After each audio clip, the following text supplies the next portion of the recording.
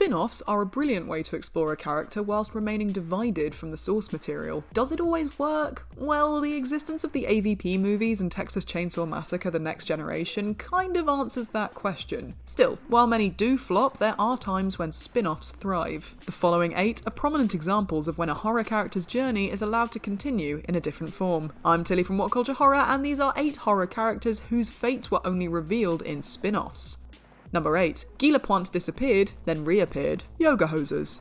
If you've been quote-unquote lucky enough to watch Kevin Smith's bizarre body horror comedy Tusk, then you'll already know it's an exercise in saying what the f*** over and over again. Still, one of the most insane sticking points, and that's really saying something, is Guy LaPointe. During the film, which sees a madman capture a podcast maker and slowly turn him into a walrus, the lead's girlfriend employs the help of an eccentric detective called Guy LaPointe. To everyone's surprise, including Smith himself, Johnny Depp took the role after Kev approached him about it on a whim. LaPointe is as weird as you'd expect, with a goofy French-Canadian accent and over-the-top prosthetics. The last you see of him is a post-credit scene where he wanders off and complains about gastrointestinal problems. If you wanted answers for where he went next, you just had to watch the spin-off, Yoga Hosers. Hosers is an equally bizarre flick that follows 2 minor characters from Tusk as they battle against miniature Nazis made of bratwurst. Yeah, it's not very good. LaPointe appears in the movie, helping the girls in their battle and coming out the victor. It was shocking enough that Smith managed to score Depp the first time, so the fact he's in the spin-off almost feels like an inside joke.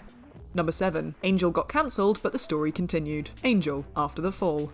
What's this? A spin-off of a spin-off? Now that's some pretty wild stuff. Angel is one of the most well-known spin-off properties in horror. The series followed the titular character as he moved from LA and continued the fight against the things that go bump in the night. It carried much of the same energy as its sister series, Buffy the Vampire Slayer, and fans loved it. The series concluded its 5th season on a big cliffhanger, with Angel and crew facing off against a monstrous horde of unbeatable baddies. Unfortunately, while there was still plenty more story to be told, Warner Bros. Cancelled the show, meaning season 6 would never appear. Thankfully, a comic book series stepped in to pick up the pieces. Angel After the Fall, often known as Angel Season 6, was a canonical continuation of the story. It followed Angel's attempts to save the city of Los Angeles, which had been condemned to hell thanks to his actions in the show. The comic was created after the success of Dark Horse's Buffy the Vampire Slayer comics, and fans found it to be a satisfying continuation of the legendary vampires' battles. See, even vampires can get a happy ending. Number 6. Here's Damien from The Omen, all grown up. Damien.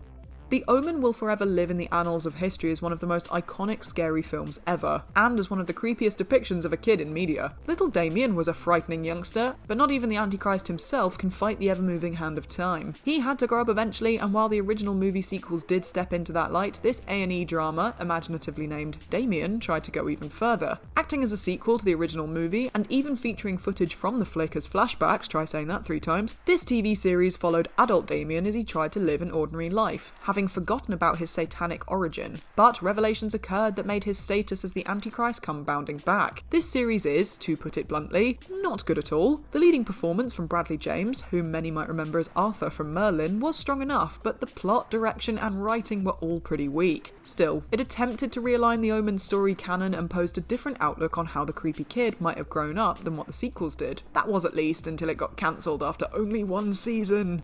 Number 5. Zepp got the best of David Tapp, but his story wasn't over. Saw. If there's one thing characters from the Saw franchise shouldn't get their hopes up for, it's making it to the sequel. The notorious torture porn series is known for its bloody and violent executions, with almost every major character biting the bullet at some point. That fate seemed to befall the first movie's supporting protagonist, David Tapp, but that wasn't quite the end for him. Tapp appeared in the first Saw film as a police detective investigating the Jigsaw killer. His spiralling, obsession with capturing the infamous villain saw him shot in the chest by Jigsaw's unwilling accomplice Zepp and seemingly killed. However, while the movies would have you believe he was gone, the 2009 video game said otherwise. This Konami title saw Jigsaw nurse Tapp back to health before forcing him to partake in a game of his own. You took control of the character as he attempted to survive the games, catch the killer, and put an end to his obsession. In the end, you're given the chance to secure one of 2 endings. One resulted in Tapp escaping the facility but ending his own life due to failing to capture Jigsaw. The other saw Tapp lose his mind and end up in a facility. The former of these 2 is the official canon end to his character, but neither of them are pretty appealing, to be honest. Number 4. Jason's adventures in space didn't end at Jason X. Several Friday the 13th mediums. Here's a message to horror directors of the 90s/early 2000s. Putting horror villains in space never goes well. Friday the 13th is an anomaly franchise that created one of the most iconic horror movie characters of all time, yet doesn't seem to have that many decent installments at all. This is especially true of its 10th movie, the sci-fi switch-up Jason X. In this movie, Jason gets cryogenically frozen and awakens in the 25th century. There, he is taken aboard a spaceship and proceeds to stalk and kill the crew while upgrading himself with nanotech and turning himself into a metal-bodied techno-Jason of sorts. The flick ends with Jason being ejected into space and supposedly burning up in Earth 2's atmosphere, but as fans of the killer already know, you can't count on Jason being down for too long. Whilst this sci-fi version of the character wouldn't return in later films, he did jump into literature. There are multiple spin-off books exploring what happened to Jason after his scuffle with incineration, including The Experiment, Planet of the Beast, Death Moon, and To the Third Power. Fans of the metallic Jason X can enjoy watching him murdering throughout the 25th century and even having a son in these pretty goddamn weird novels. Number 3. Ash's battle against the Deadites continued, Ash vs Evil Dead. Why not move from an iconic horror villain to an iconic horror hero in Ash from The Evil Dead? Sam Raimi's Evil Dead needs no introduction. The team of Raimi in the directing chair and Bruce Campbell in the leading role have gone on to become one of the most iconic director-actor duos in film history, turning Ash into one of the few beloved horror icons who isn't a villain. The third movie, Army of Darkness, saw Ash put through the ringer, struggling against the dreaded Deadites in 1300 AD.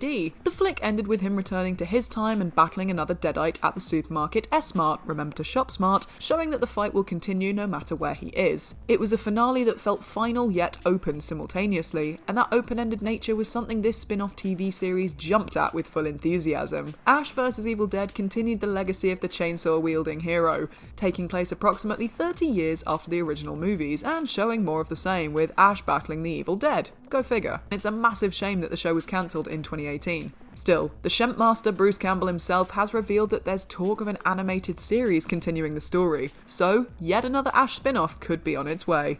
Number 2. The Life of Rosemary's Baby made it to TV. Look what happened to Rosemary's Baby. If you can name a better slow burn horror than Rosemary's Baby, you've clearly got more knowledge in scary movies than John Carpenter himself. The film is a cinematic classic that haunted the world upon its release and can be viewed with hair-raising terror even today, thanks to its reliance on creepiness, strong acting, and tension. It's also one of the few iconic horror movies that never went on to become a franchise, but that's not for want of trying. Most people consider Rosemary's Baby a one-off flick, but there was a slightly underground sequel called Look What Happened to Rosemary's Baby. This direct-to-TV movie followed on from the original, showing the child growing up under the ever-dangerous eye of the Satanic Coven from the first movie. Simply put, it's a poor attempt to continue the story. The TV movie is a shallow experience that lacks any of the tension or dread seen in its predecessor and only features one actor reprising their role, Ruth Gordon as Minnie. That wasn't the last follow-up either, as the novel the original movie was based on received its own sequel from the same author. Still, if you're expecting Son of Rosemary to be any better, you're in for a disappointing read. Number 1. The Killer Doll lands on Syfy, Chucky.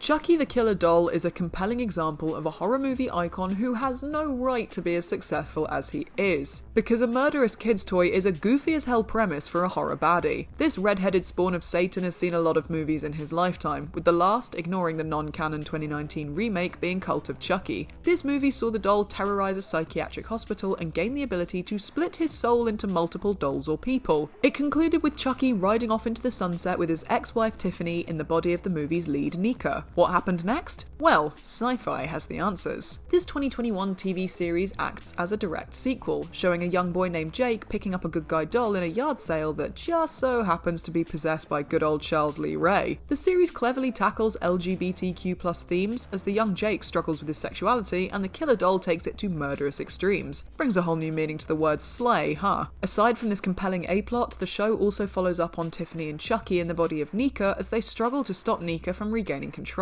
There are also some much needed flashbacks to the early life of Charles, showing his rise as a serial killer. And that's our list. What spin-off answered your horror movie questions? Let us know down in the comment section below. If you enjoyed the video, don't forget to like and subscribe and swing on by our channel again if you want to catch more creepy content. I've been Tilly, this has been What Culture. Thank you for watching and look after yourselves. Until next time, ta-ra!